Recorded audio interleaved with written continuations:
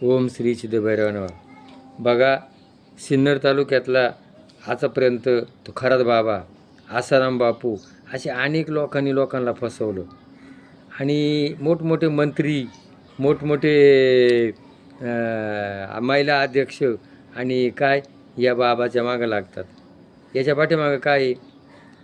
स्वार्थ. आमचं भलं कोणी होईल.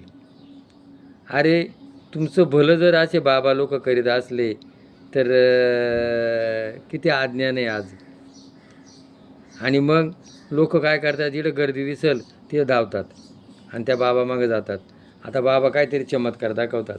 त्यांना काय केले, रिमोट कंट्रोल केला आहे साप, आणि तो साप बनवलेला आहे आणि तो साप त्याच्या गळ्यात बसतो आणि चिंचुकीत मध बनवले, तुमचे सेक्स पॉवर वाढल.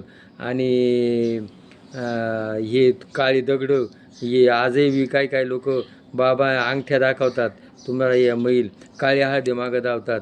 अरे या विज्ञान युगामध्ये तुम्ही एवढे जरी सुधारले आणि अजून लोक या स्वार्थाकरता बाबा लोकांना माजू राहिले आणि ते बाबा तुम्हाला लुटतात. आणि शेवटी बाबा जरी पैसे कमवतात, सत्यमेव जयते, शेवटी सत्याचा विजय, खोटं ते खोटं, आणि ते बाबा पकडले जातात आणि त्यांचं बिंग उघडं होतं. म्हणून असे कोणाला चमत्कार दाखवू नका. आणि बाबांनी तुमचे उघड पडणार आहे. आणि लोकसुद्धा अजून शहाणे व्हा.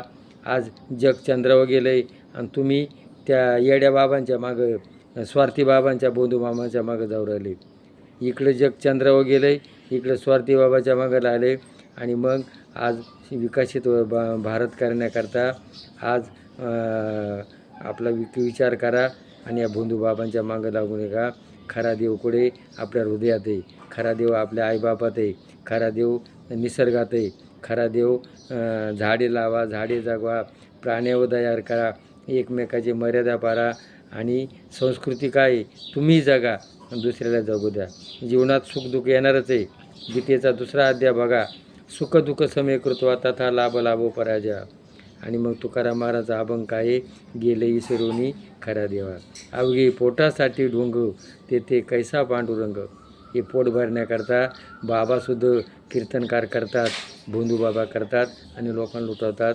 आणि म्हणून कृपा करून लुटू नका, सावध व्हा, डोळे उघडा. बुडता असे जनने देखावे डोळा, म्हणून कळवळा येत असे तुकाराम महाराज म्हणले. तर बुडू नका, बंधू बाबाच्या मागू नका, जीवनाचं सार्थक करा. जय भैरवनाथ.